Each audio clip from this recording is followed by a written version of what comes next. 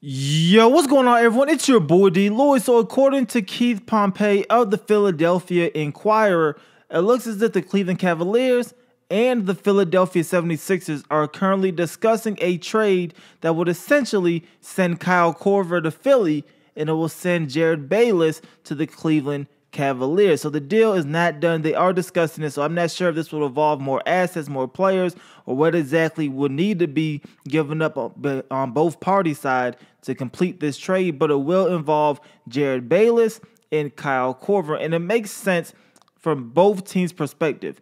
For Philadelphia, yes, you get an older player in Kyle Korver. He's 37 years of age, and of course, Jerryd Bayless, he's younger, but what you do get is a guy who is a proven knockdown shooter. You already have J.J. Redick. You now add Kyle Korver to that lineup.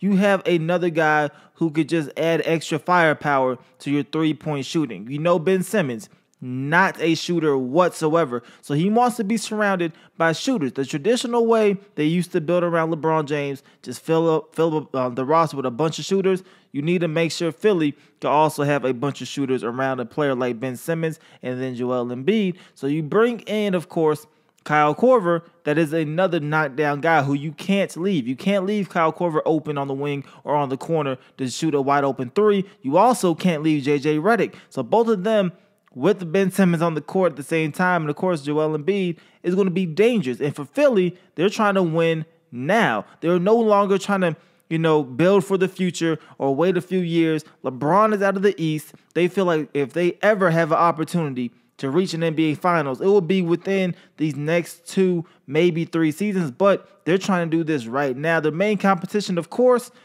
is the Boston Celtics. You also still have the Washington Wizards, who got a little bit better. I think they're going to be underrated this season.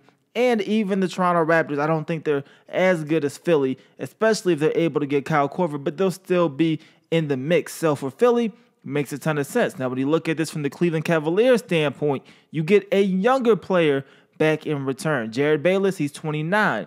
His contract also expires in the summer of 2019, which means if you don't like him or you don't want to go with him moving forward, you could just simply allow him to test free agency. He could hit the open market, and then he could go. For Jerryd Bayless, it makes sense for him because ever since the emergence of Ben Simmons, his role was diminished, and he really doesn't want to stay in Philadelphia. So I think this trade actually makes sense for both parties.